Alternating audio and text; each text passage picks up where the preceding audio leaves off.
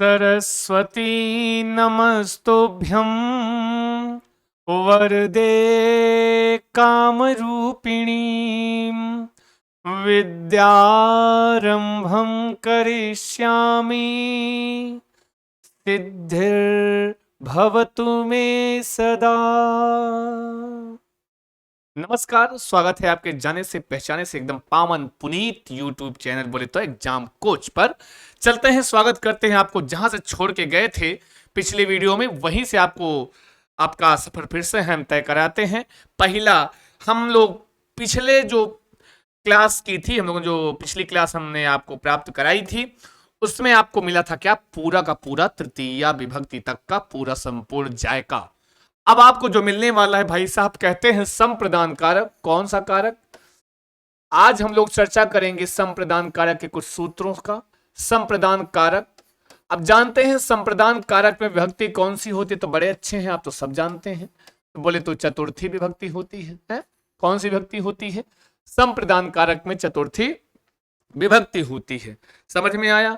अब देखते हैं चतुर्थी नामक जो विभक्ति होती भाई साहब, इसमें सबसे पहले अब संप्रदान होता क्या है कहते, मैं आपको पीछे भूमिका आपको मैंने डाल दी थी पिछली क्लास में कि सम्यक प्रदीयते इति संप्रदानम, जिसको अच्छी तरीके से कुछ दे दिया जाए वही संप्रदान होता है। चलते हैं, फिलहाल कोई बात नहीं। अब हम देखते हैं सूत्रानुसार पढ़ते हैं। तो पहला जो सूत्र इसका आता है भाई साहब, आता है क्या क्या क्या, कर्मणा, क्या कर्मणा यमभिप्रयति, क्या यमभिप्रयति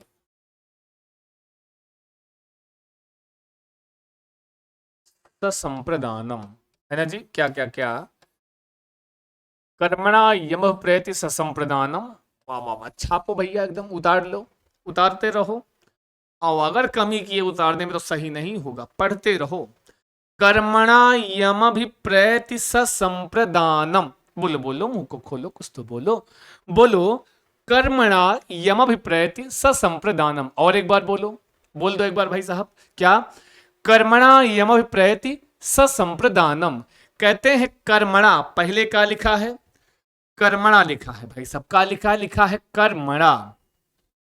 कर्मणा से तात्पर्य है क्या? कर्म के द्वारा। अरे तो भैया कैसा कर्म करना है यहाँ पे, है?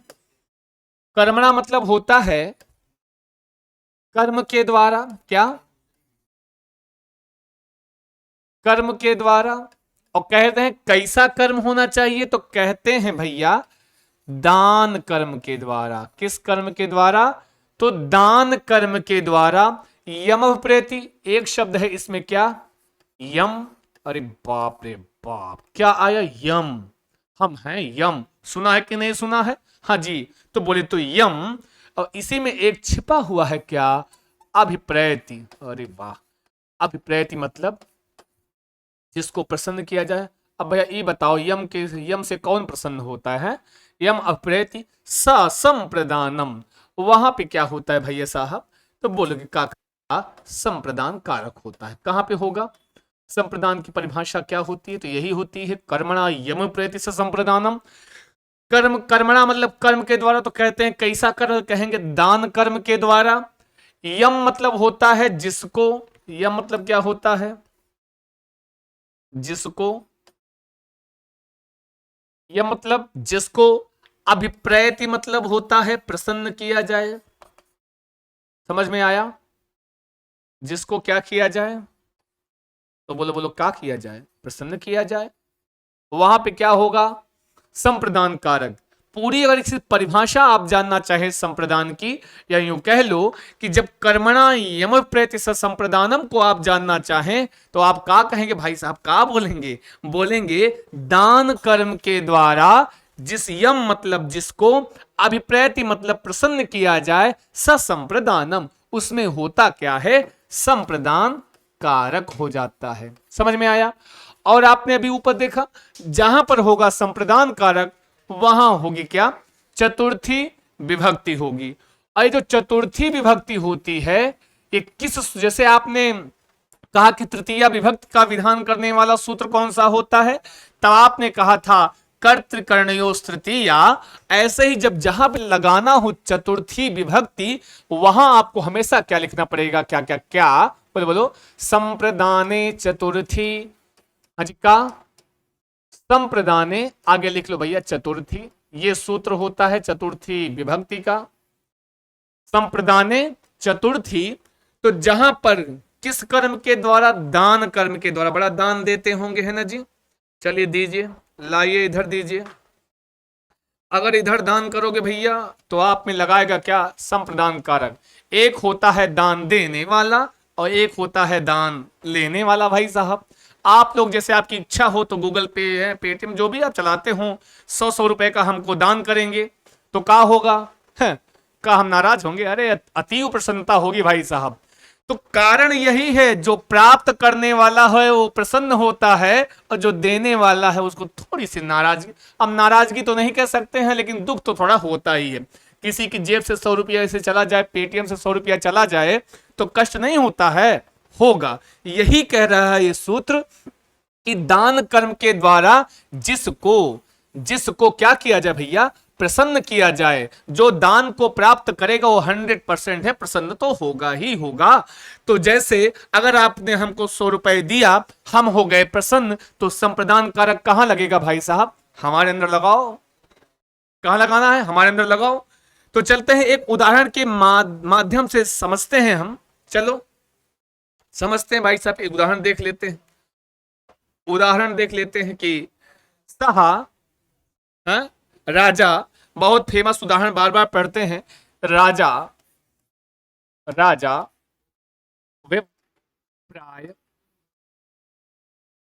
विप्राय गाम ददाति।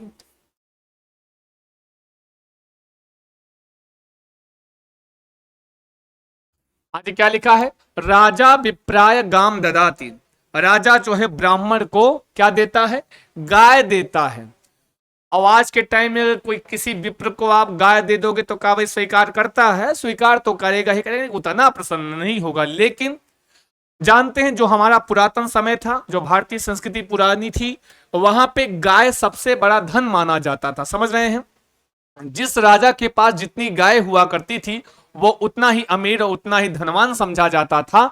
तो उस समय पे जो दान के रूप में दिया जाता था, अक्सर गायें दी जाती थी।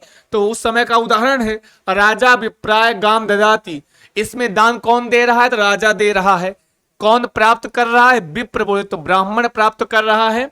तो आप जानते हैं जो दान को प्राप्त करेगा वही प्रसन्न होगा। तो यहां विप्र प्रसन्न होगा। और आपने सूत्र में पढ़ा है कि दान कर्म के द्वारा जिसको प्रसन्न किया जाए उसमें लगाना है संप्रदान कारक। तो हम लोग क्या करते हैं, कुछ नहीं करते हैं। यहां पे जब विप्र प्रसन्न हो रहा है उठा के लगा दो इसी में। क्या तो पूछेगा, राजा विप्राय गाम ददाति के किस पद में चतुर्थी लगी है, तो बोलो बोलो बोलो, तो कहोगे विप्राय पद में लगी है। समझ में आया।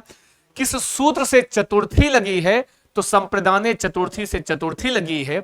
और किस सूत्र से यहां पे संप्रदान कारक हुआ है, तो कहोगे कर्मणा यम प्रति संप्रदानम से यहां संप्रदान कारक हुआ है। समझ गए, समझ गए कि नहीं समझ गए। चलो आगे चले, एक और उदाहरण लिख लो भैया, नहीं तो कहोगे कहा लिखवाए हैं, एक उदाहरण और छाप लो। जैसे आप लोग हमको ये, जैसे किसी का नाम नीरज है तो लिख लो नीरजहा। क्या, नीरजहा शिक्षकाय, शिक्षकाय शतम ददाति। वाह वाह वाह, क्या बात है। शतम ददाति, सहस्त्रम ददाति, लक्ष्यम ददाति, जितना दे पाओ उतना दे दो भैया। नीरजः शिक्षकाय शतम ददाति। नीरज जो है शिक्षक के लिए 100 रुपए देता है। अरे वाह, है किसको दे रहा है भाई साहब, शिक्षक को दे रहा है। और क्या दे रहा है, 100 रुपया दे रहा है। तो ये शिक्षक प्रसन्न नहीं होगा, अका गुस्सा जाएगा, लौटा देगा, बिल्कुल नहीं। अब मन हो तो प्रेषित करके देख ले, हैं हम लौटाएंगे नहीं। और दे कौन रहा है भाई साहब, नीरज दे रहे हैं। तो नीरज भाई साहब ये हो गए यहाँ पे दान देने वाले। और दान प्राप्त करने वाले कौन हो गए, दान प्राप्त करने वाले हो गए आपके कौन कौन कौन, शिक्षक। तो आपने तो पढ़ा है कि कर्मणा यम प्रति संप्रदानम, यही पढ़ा है कि जो दान प्राप्त करेगा वही प्रसन्न होगा, और जो प्रसन्न होगा उसी में लगाना है क्या क्या क्या, चतुर्थी विभक्ति, संप्रदान चतुर्थी से, और संप्रदान कारक किससे, कर्मणा यम प्रयति संप्रदानम से। आई बात गई समझ में? समझ में आया कि नहीं आया? चले आगे बढ़ ले, आगे चलते हैं। फिर लिखो लिखो लिखो अगला सूत्र है, अगला सूत्र छापो, फिर लिखो रुच्यर्थानाम प्रीयमाणः, छापो। कौन सा?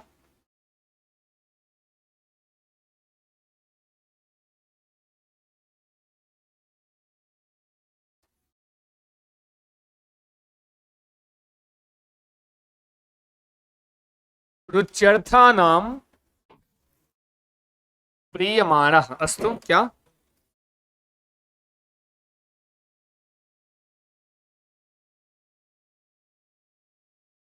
प्रियमाणः, छाप लो भैया, उतार लो, इस सूत्र है। कौन सा सूत्र है? तो कहते हैं रुच्यर्था नाम प्रियमाणः, रुच्यर्था नाम प्रियमाणः, अस्तु। एक बार 2-3 बार बोल लो, बोलो बोलो बोलो, क्या? रुच्यर्था नाम प्रियमाणः, बोलो बोलो बोलो, क्या? रुच्यर्था नाम प्रियमाणः। और एक बार बोल लो, रुच्यर्था नाम प्रियमाणः। अब इसका मतलब समझ लो क्या है भैया, बहुत सिंपल सा मतलब, बहुत अच्छा सा मतलब है। कहे रुच, यहाँ पे एक धातु है, उस धातु कौन सी है वो कहते हैं रुच धातु। कौन सी? कहेंगे रुच धातु हो। रुच अर्था नाम मतलब अर्थ में, रुच अर्थ वाली धातु में, समझ गए? रुच अर्थ वाली धातु हो, है ना जी। तो कहते हैं प्रियमाणः, जिसको प्रिय लगे, जिसको अच्छा लगे, है जिसको प्रिय लगे, जिसको कोई वस्तु प्रिय लगे, अच्छी लगे, उसी में क्या लगाना होता है? उसी में लगाना होता है क्या? संप्रदान कारक। और जहां पे होता है संप्रदान वहां होती है चतुर्थी विभक्ति। समझ में आया? कौन सी विभक्ति? चतुर्थी विभक्ति। तो चलिए देखते हैं। रुच्यर्था नाम प्रियमाणः आपसे यही कहता है कि जब कहीं पर भी रुच अर्थ वाली कोई धातु हो, है ना जी, कंडीशन दे दिए, धातु कौन सी होनी चाहिए? रुच अर्थ वाली धातु होनी चाहिए, और उस वाक्य में कोई वस्तु किसी को अच्छी लग रही होगी, प्रिय लग रही होगी, तो जिसको कोई वस्तु अच्छी लग रही होगी उसी को कहते हैं प्रियमाण। समझ में आया? उसी को कहते हैं प्रियमाण, कहते हैं जिसको कोई वस्तु अच्छी लगती है। तो उसी में क्या लगाना होता है? कह रहे हैं उसी में लगाते हैं संप्रदान कारक, और जहां पे होता है संप्रदान वहीं होती है चतुर्थी विभक्ति होती है। एक उदाहरण देख लेते हैं, उदाहरण के माध्यम से लेते हैं समझ। और आपको बहुत अच्छी अच्छी कोई चीज लग रही होगी ना जी? हाँ तो लिखो, तुमको क्या अच्छा लगता है भाई साहब? बोल दो, शर्मा कह रहे। अरे अब काहे का शर्माना है जी, बोल दो भैया। तो लिख लो, क्या क्या लिखना है? लिखो बालकाय, क्या लिखना है? बालकाय मोदकम रोचते, बालकाय मोदकम रोचते। क्या लिखा है? बालकाय मोदकम रोचते, बालकाय मोदकम रोचते। एक वाक्य है कि बालक को लड्डू अच्छा लगता है। बालक को क्या अच्छा लगता है? तो कह रहे हैं बालक को लड्डू अच्छा लगता है। तो क्या अच्छा लगता है? लड्डू अच्छा लगता है। और ये सूत्र ही तो कहता है। अब देखो यहां रोचते लिखा है, तो रुच अर्थ वाली धातु भी आई है कि नहीं? रुच अर्थ वाली धातु आई है कि नहीं है? आई है भाई साहब। अब रोचते शब्द आ जाए किसी के अंतिम में तो समझ जाना कि वहां पर रुच्यर्था नाम प्रियमाणः ही सूत्र लगा है। समझ में आया? और यही तो कहता है जिसको प्रिय लगे, जिसको कोई वस्तु क्या लगे? प्रिय लगे। तो यहां को ये मोदक मतलब लड्डू, यहां लड्डू किसको अच्छा लग रहा है? तो कह रहे हैं बालक को अच्छा लग रहा है। तो इन्होंने यही तो कहा जिसको प्रिय लगे उसी में क्या लगाना है? संप्रदान कारक लगाना है और चतुर्थी विभक्ति लगा देनी है। तो बालक को अच्छा लगता है तो क्या हो जाएगा? बालकाय। बालक शब्द होता है, बालक शब्द का जो चतुर्थी विभक्ति होती है वो कौन सी होती है?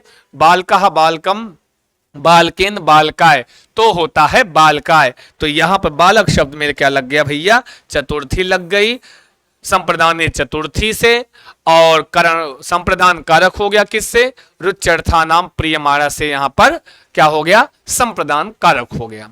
आई बात गई समझ में? समझ में आया कि नहीं आया? है? आगे चले, आगे चलते हैं फिर। चलो ये सूत्र समझ में आ गया होगा, फिर चलो बढ़ते हैं एक कदम और स्वच्छता की ओर बढ़ाते हैं हम लोग, है ना जी।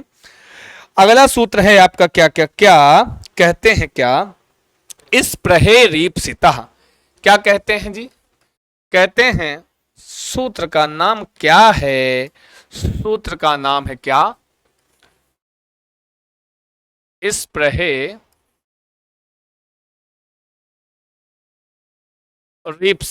अस्तु। क्या? इस प्रहेरीप्सितः, छाप लो। इस प्रहेरीप्सितः, एक बार और बोल लो।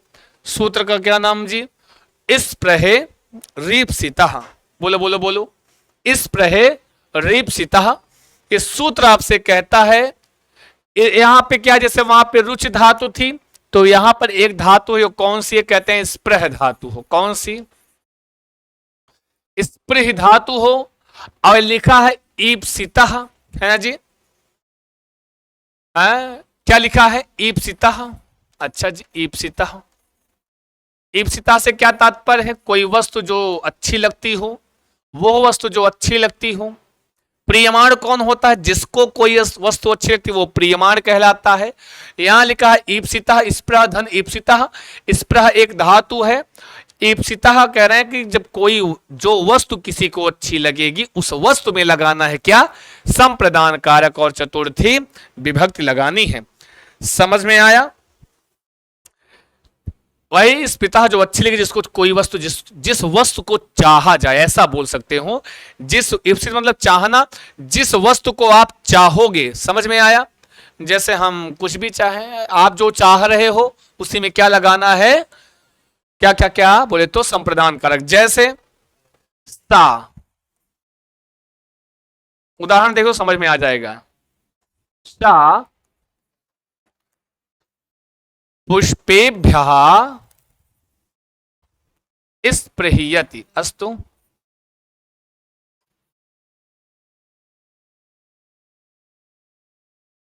सा पुष्पेभ्यः स्पृह्यति, बोलो बोलो बोलो। सा पुष्पेभ्यः स्पृह्यति। क्या? सा पुष्पेभ्यः स्पृह्यति, वह पुष्प की चाह रखती है। कौन? जो रखती हो भाई साहब। सा मतलब वह, पुष्पेभ्यः मतलब पुष्प की चाह रख, स्पृह्यति मतलब चाह रखती है, वह पुष्प चाहती है, वह पुष्प चाहती है। तो स्पृह, एक तो यहां पे कह रहे हैं स्पृह धातु आनी चाहिए। यहां देखो स्पृह्यत लिखा, मतलब स्पृह धातु आई है। अब कहते हैं कि जो ईप्सित हो, जिस वस्तु को वहां पे चाहते हुए, किसी के द्वारा चाहते हुए दिखलाया जाएगा। यहां पे सा है वह किसकी क्या चाहती है? वह पुष्प की चाह रखती है। तो उसी पुष्प में लगाना है क्या? क्या लगाना है भाई साहब? बोलो बोलो बोलो बोलो बोलो बोलो, मुंह को खोलो। लगाना है वहां पे संप्रदान कारक। क्या क्या? संप्रदान कारक और बोले तो चतुर्थी विभक्ति। समझ में आया? जहां संप्रदान वहां चतुर्थी तो ऑटोमेटिक हो जाती है। तो पुष्प शब्द होता है, जब चतुर्थियों में बनाते हैं तो पुष्पाय पुष्पाभ्याम पुष्पेभ्यः, है ना जी। फूलों की चाह रखती है, पुष्पों की चाह रखती है। आई बात गई समझ में भाई साहब? समझे कि नहीं समझे? आगे चलें, चलो फटाफट चलते हैं, आगे बढ़ते हैं। आगे लिखो अगला सूत्र। चलो फटाफट लिख लो भाई साहब। नमः, वेरी वेरी वेरी इंपॉर्टेंट है, बहुत ही इंपॉर्टेंट भाई। नमः स्वस्ति, स्वाहा,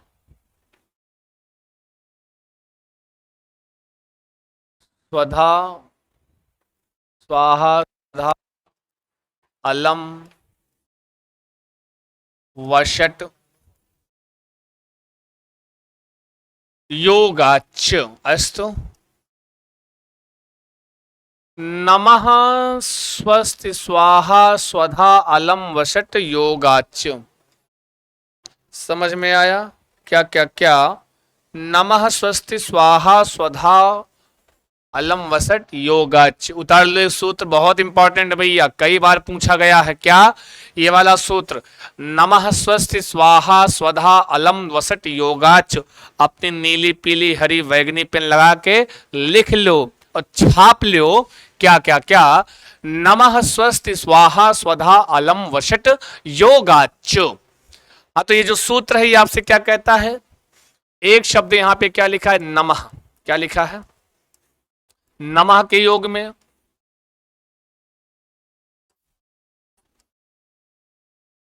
स्वस्ति के योग में स्वाहा के योग में स्वधा के योग में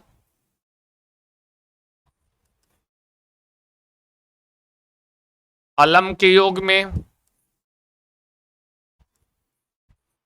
वसट के योगाच्यो। योग में चा मतलब और क्या होता है? तो इन सब के योग में क्या होती है भैया? चतुर्थी विभक्ति होती है। क्या होती है? चतुर्थी होती है। याद रखना, ये जितने शब्द आपके सामने लिखे हैं, आपकी स्क्रीन पर दिख रहे हैं, इन शब्दों के योग में सदैव इन शब्दों का योग जिससे हो रहा होगा उसमें हमेशा कौन सी विभक्ति लगानी है? उसमें लगानी है आपको सदैव और सदैव बोले तो चतुर्थी विभक्ति लगानी है। कौन सी? चतुर्थी लगानी है। कौन कौन से शब्द हैं? आपके यहां ऐसे ही क्वेश्चन पूछता है कि नमः के योग में कौन सी विभक्ति होती है? चतुर्थी। स्वाहा के योग में चतुर्थी, स्वधा के योग में चतुर्थी, स्वस्ति के योग में चतुर्थी, अलम के योग में चतुर्थी, वषट के योग में चतुर्थी, स्वधा के योग में चतुर्थी होती है। समझ में आया? नमः स्वस्ति स्वाहा स्वधा अलम वषट योगाच। आई बात समझ में? जैसे हरे नमः, क्या उदाहरण देख लो भाई साहब। उदाहरण क्या है? कहते हैं हरे नमः, हरि के लिए नमस्कार है। यहां नमः शब्द आया तो नमः का योग किससे हो रहा है? हरि से हो रहा है। और हरि में जब लगाओगे चतुर्थी तो चतुर्थी कहां लगेगी? हरि में लगनी चाहिए। जिससे योग हो रहा है उसी में लगाओगे चतुर्थी। तो हरि शब्द में जब चतुर्थी लगाते हो तो बनता क्या है? बनता है हरे। हरि ही हरिम हरिणा हरे। क्या? हरे बनता है। तो हरे नमः कहां लगी है चतुर्थी भैया? तो लगी है हरे पद में लगी है। फिर अगर अगला जैसे है क्या? स्वस्थ मतलब होता है कल्याण। स्वस्थ मतलब क्या होता है? कल्याण होता है। क्या? कल्याण। स्वाहा मतलब होता है आहुति प्रदान करना। क्या? आहुति प्रदान करना देवताओं के लिए। किसको? देवताओं के लिए आहुति जो प्रदान करते हैं स्वाहा कहलाता है। ठीक है। अब जब हम अपने पितरों के लिए आहुति प्रदान करते हैं, किसके लिए? पितरों के लिए, है ना जी। पितृपक्ष में जो हम करते हैं पितरों के लिए आहुति, ठीक है जी, वो होता है स्वधा। अलम का अर्थ होता है क्या? अलम का अर्थ होता है पर्याप्त। क्या होता है? पर्याप्त। वसट का हो मतलब होता है वे जो वेदों के देवी देवता हैं उनके लिए आहुति प्रदान करना, इसका भी अर्थ होता है ना जी, आहुति देना। तो ये सब आपके शब्द हैं। अब अगला जैसे है छात्र,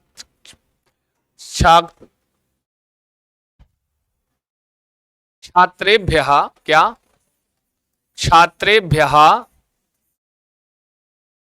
छात्रेभ्यः स्वस्ति। छात्रों का कल्याण हो। ईश्वर करे आपका कल्याण हो। जिस चीज की तैयारी कर रहे हैं आप, जिस चीज की प्रिपरेशन में हैं, उसको बढ़िया से अच्छे से पढ़ें। इससे बढ़िया चीज और क्या हो सकती है भैया? तो वही हम कहेंगे। क्या कहेंगे? कहेंगे छात्रेभ्यः स्वस्ति, छात्रों का कल्याण हो। अब यहां किस पद में लगी है भैया? अगर आपसे पूछे कि किस पद में लगी है तो आप क्या बताओगे? छात्रेभ्यः पद में लगी है। क्या? चतुर्थी विभक्ति। समझ में आया? अगला उदाहरण लिख लो। अगला उदाहरण जैसे स्वाहा है तो आप ये कह सकते हो श्री गणेशाय स्वाहा अस्तु। क्या? हरे स्वाहा, क्या? हरे स्वाहा, हरि के लिए आहुति समर्पित है, प्रदान करते हैं। तो किसके लिए स्वाहा है? स्वाहा का योग हरि से हो रहा, तो हरि में लगाओ चतुर्थी, बन गया हरे। अगला उदाहरण आप देखिए, अगला उदाहरण कौन सा है भैया? अगला उदाहरण यही है। क्या लिखा है? स्वधा, तो लिखो पितृभ्यः स्वधा, क्या? पितृभ्यः स्वधा, पितरों के लिए हवि प्रदान करना है जी, यहां पितृभ्यः पद में लगी है। आगे क्या है जी?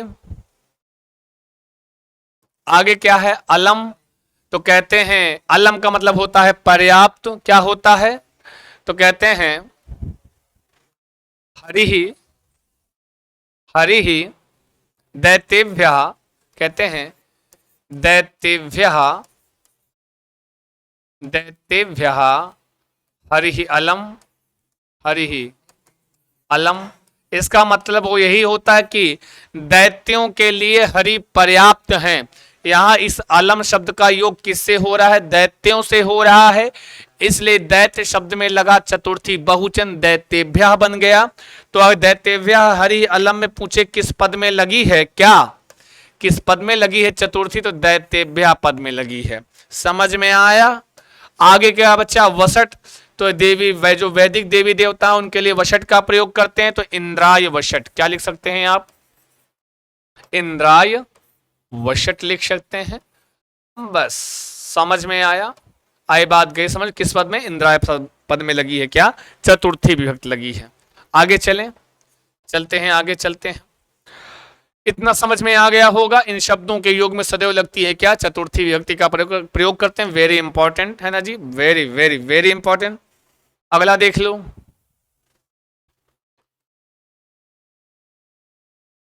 क्रुद्ध,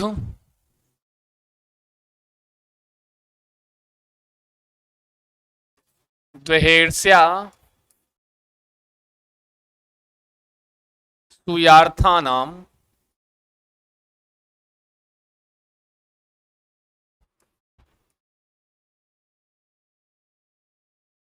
यम प्रति कोपः, यम प्रति कोपः, ये सूत्र है, उतार लो भैया सब लोग हैं।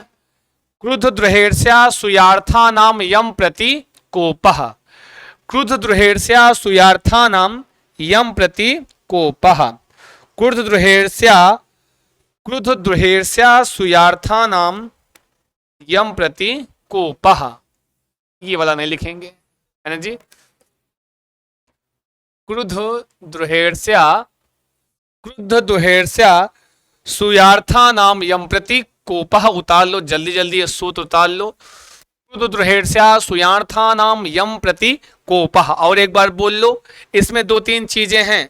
कौन से हैं दो तीन चीजें? देख लो, एक शब्द है क्रुद्ध, एक है द्रोह, एक है ईर्ष, एक है असूया, एक है अर्थानाम यम प्रति कोपः। समझ में आया? मतलब समझ लो, क्रुद्ध मतलब क्रुद्ध एक धातु है। क्रुद्ध मतलब क्या होगा? तो कहोगे क्रोध करना। क्या? क्रोध करना। अस्तु, द्रुह एक धातु है, कौन सी? कहते हैं द्रुह धातु है, मतलब द्रोह करना। क्या है अर्थ इसका? द्रोह करना। समझ में आया? एक है ईर्ष्य धातु, कौन सी धातु? कहेंगे ईर्ष्य धातु है। इसका अर्थ क्या होता है? ईर्ष्या करना। क्या होता है? ईर्ष्या करना। ठीक है जी। एक है असूय धातु, कौन सी?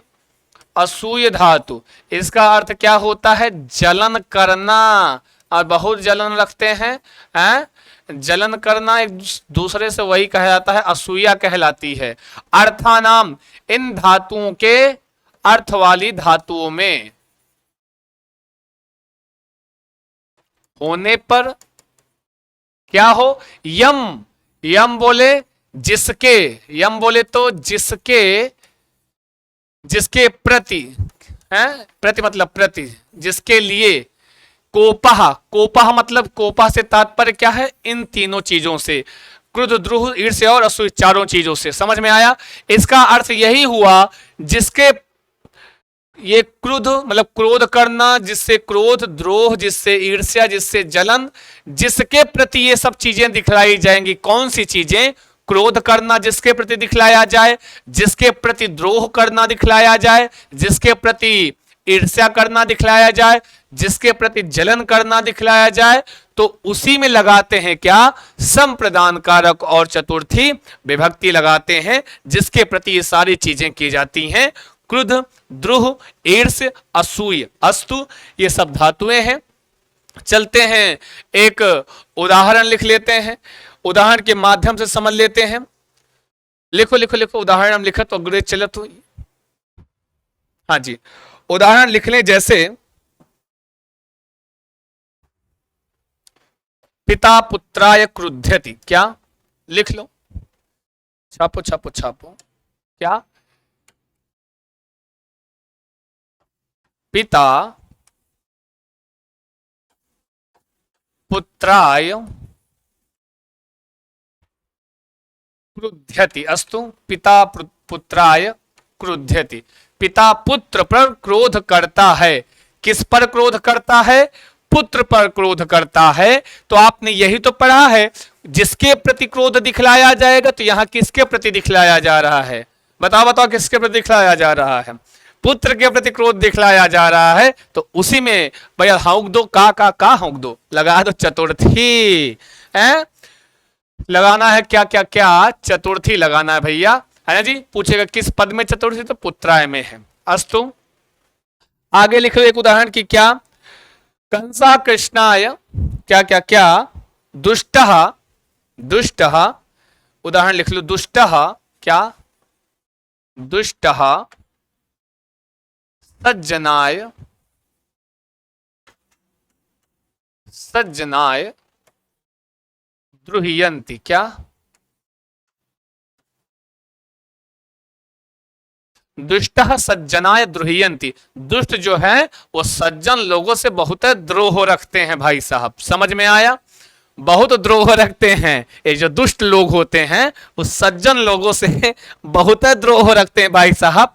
अब आपने यही कहा, जिसके प्रति द्रोह दिखलाया जाए, जितने दुष्ट लोग हैं, और ये जो सज्जनों के प्रति द्रोह दिखला रहे हैं, तो सज्जन के प्रति द्रोह दिखलाया जा रहा है, तो सज्जन में लग गया चतुर्थी, बन गया सज्जनाय। क्या बन गया? सज्जनाय। अब सज्जन सिंह मत बोल देना, है ना जी। अब ईर्ष्या भी तो होती है, तो कंसहा, कंसहा, हाँ जी, बोलो बोलो बोले तो कृष्णाय, कृष्णाय ईर्ष्यति।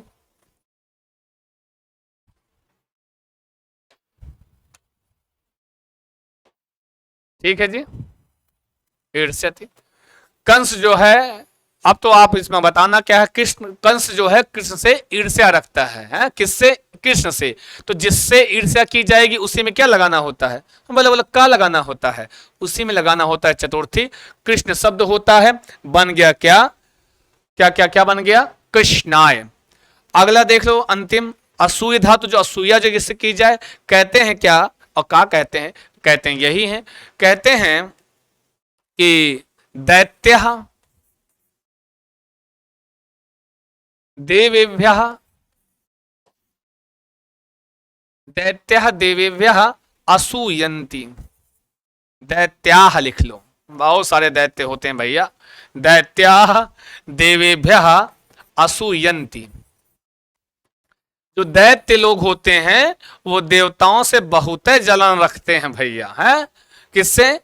दैत्याः देवेभ्यः असूयन्ति। जो दैत्य लोग होते हैं किससे जलन रखते हैं? देवताओं से रखते हैं। देवाय देवाभ्याम देवेभ्यः। है तो इसमें लग गया, किस में लग गया भैया? लग गया देवेभ्यः पद में लग गई क्या? चतुर्थी। यही सारे आपके उदाहरण है।